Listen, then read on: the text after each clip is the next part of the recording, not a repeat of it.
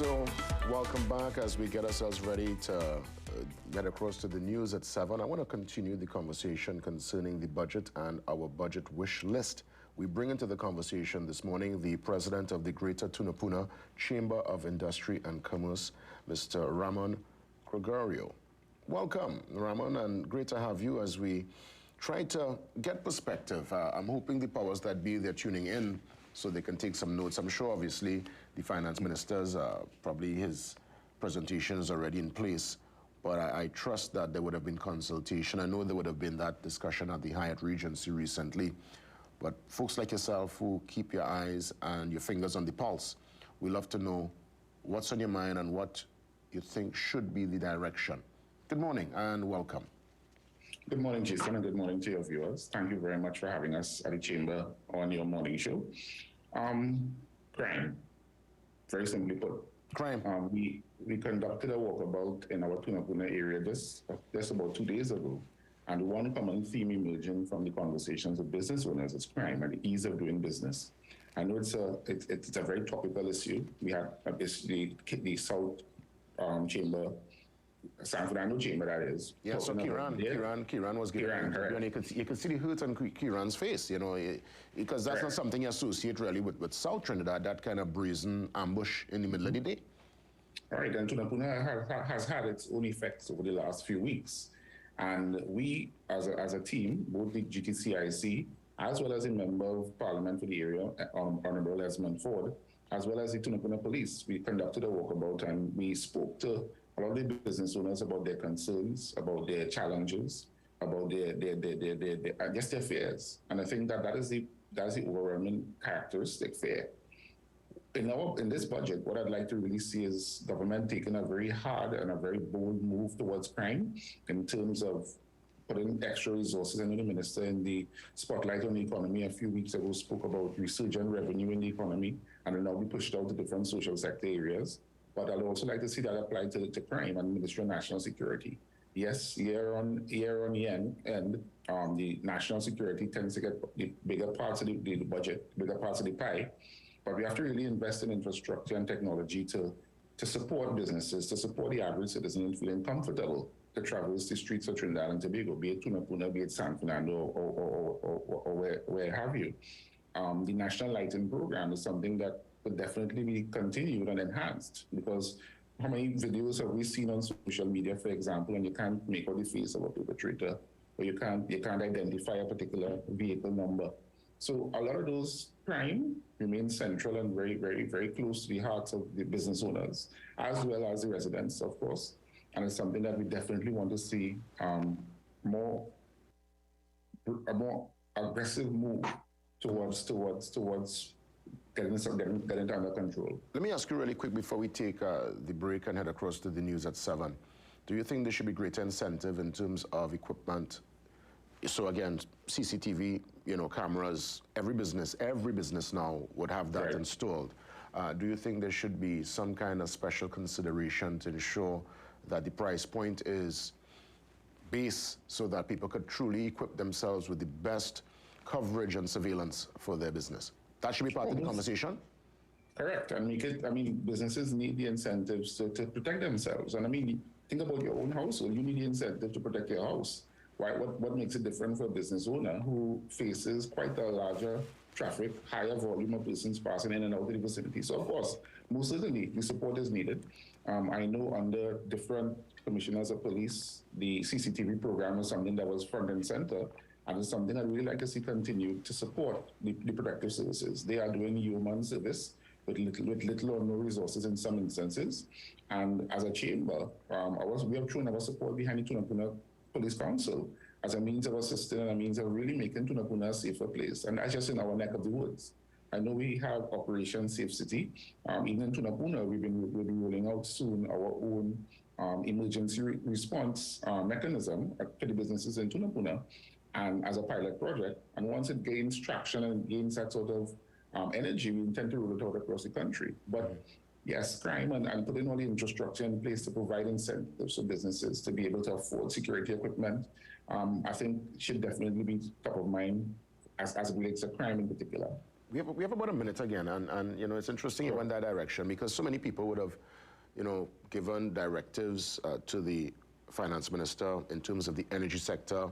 People are speaking diversifications, people are speaking agriculture, reducing the food bill. But you're suggesting that despite all what we do in all the different spheres, if crime is not nipping anybody, if we can't control that, it will impact business. And it's like we're spinning top in mud. We're going forward, but going back at the same time.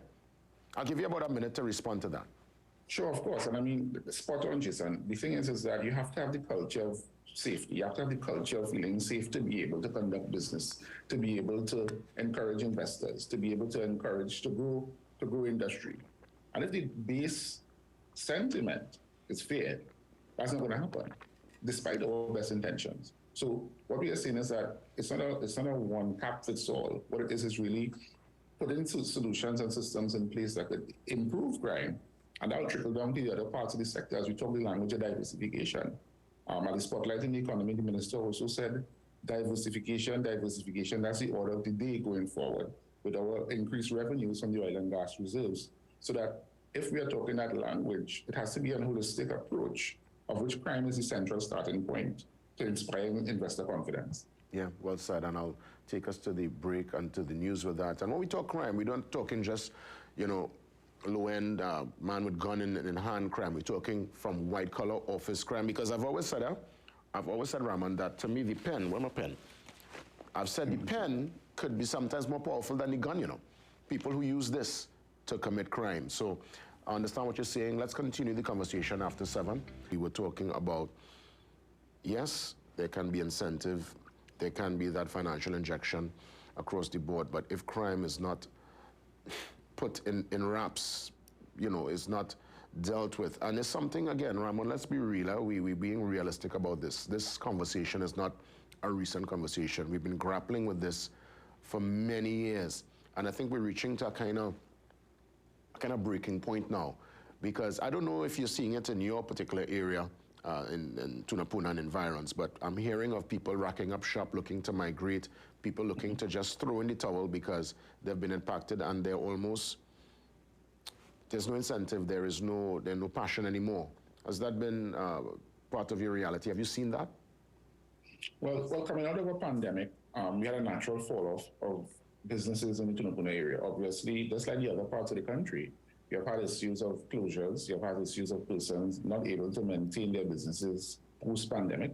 But the post-pandemic period, combined with the criminal elements and combined with the criminal and the level of fear that has grappled the nation, I think it's really going on a slippery slope very quickly. And that has, in fact, had an impact on us in Tunapuna. What has happened is that businesses now close a bit earlier, or if they close earlier, they have to make arrangements for security. If they close at a certain hour, at a certain time.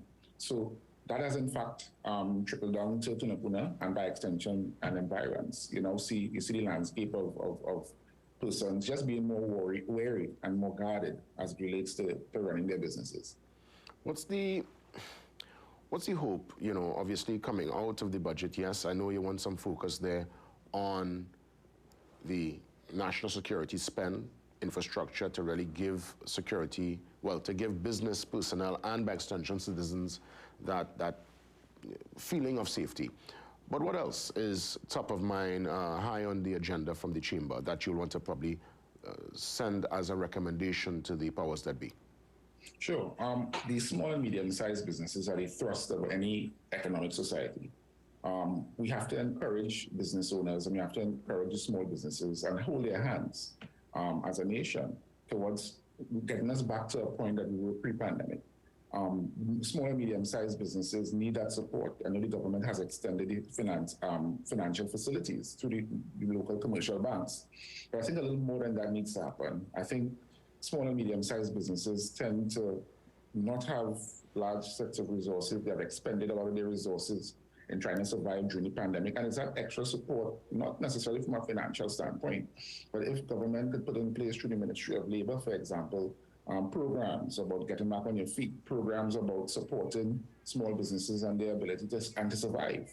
A large part of the challenge with small businesses is marketing. Could we have a central marketing support. I know NEDCO will provide some of those facilities, but it needs to be rolled out on a more national scheme. I also believe that as it relates to education, one of the things I'd like to see in the budget for education is more a revamp of our syllabus, a revamp of how we educate the next generation of students, and I'll explain what I mean.